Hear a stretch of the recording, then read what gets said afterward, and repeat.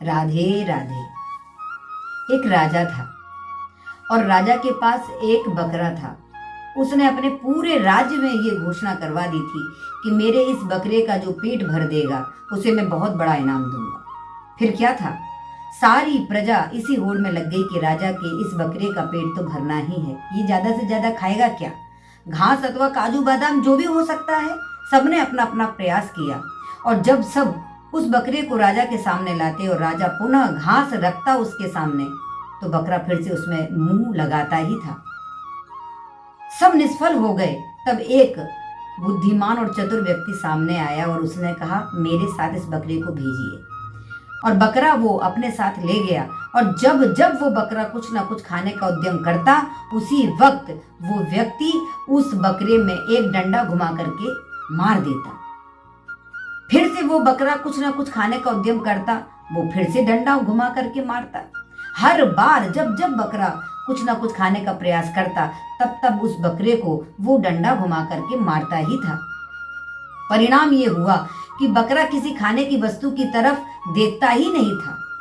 अब वो उसी बकरे को लेकर के राजा के पास जब पहुंचा और राजा ने घास उसके सामने डाली, तो बकरे ने अपना मुंह घुमा लिया। आश्चर्य! राजा बड़ा प्रसन्न हुआ और राजा ने पूछा कि ये तुमने बकरे का पेट कैसे भरा?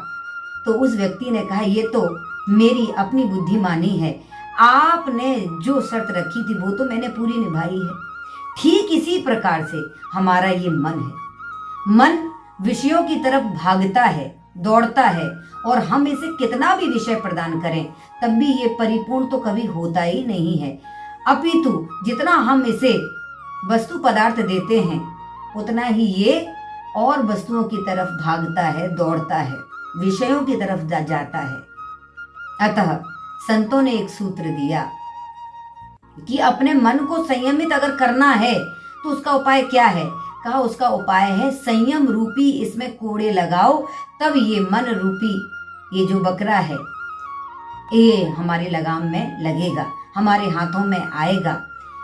कबीरदास जी ने भी फरमाया है कि देखना इंद्रियों के ना घोड़े भगे, इनमें हरदम ये संयम के कोड़े लगे।